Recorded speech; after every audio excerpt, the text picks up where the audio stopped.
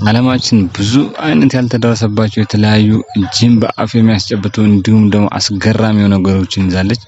አስገራሚ የሆኑ ነገሮችን ይዛለች። በዛሬው ቪዲዮ ያጠናቀርኩላችሁ የደም ፏፏቴ ይህን ብዙ አጥኞች በተመለከቱበት ሰዓት ግራ የገባቸውና የዚህ መንስኤ ምን ሊሆን ይችላል ብለው የተለያዩ መላምቶችን ሰጥተው በመጨረሻ ትክክለኛ ምክንያቱን ልታውቁ ይችላል ማለት ነው። እኔም በዚህ ቪዲዮ ሙሉ ታሪኩን የምነግራችሁ ይሆናል። አብራችሁኝ ቆዩ።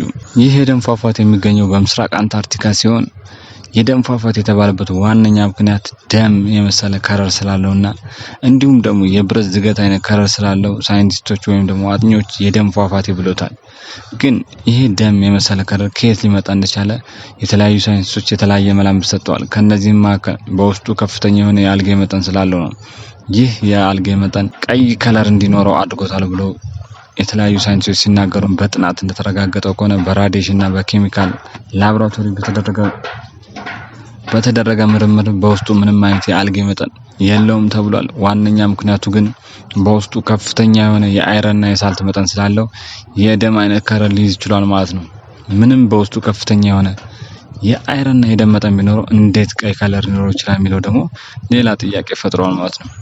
የዚህ ዋነኛ ምክንያት ደግሞ ከግግር በረዶ በታች 400 ሜትር ወደ ውስጥ ስንገባ ሰብ ግላሻል የተባለ የውሃ ክምችት አለ። ይህ የውሃ ክምችት ለሚሊዮን ዓመታት ያህል ከፀሐይና ከኦክሲጅን ስለራቀ በውስጡ ከፍተኛ የሆነ የኦክሲጅን እጥረት ያለው አይረን ይገኛል ማለት ነው። ይህም አይረን ውሃ ውስጥ የሚገኘው ማለት ነው። እንዲሁም ደግሞ ከፍተኛ የሆነ የጨው መጠን አለው። ቢሆንም ግን በአንታርክቲካ በቅዝቃዜው ምክንያት ውሃ ወደ በረዶነት እንደሚቀየር ይታወቃል።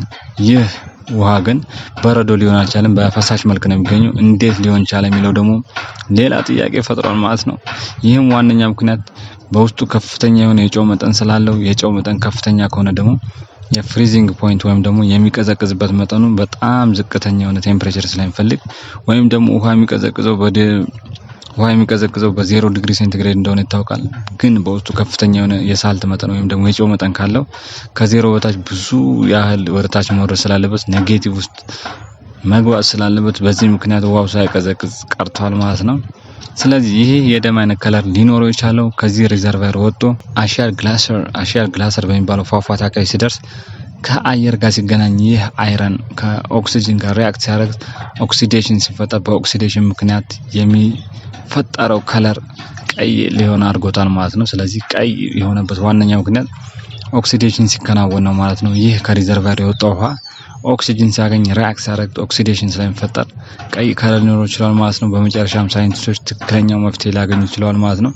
ቢሆንም ግን የተለያዩ ቱሪስቶች እየሄዱ ቦታው ላይ ጎበኝታል። ምንም ቦታው አስቸጋሪ ቢሆን በጣም አይንን የሚማርክና የሚስብ ነው።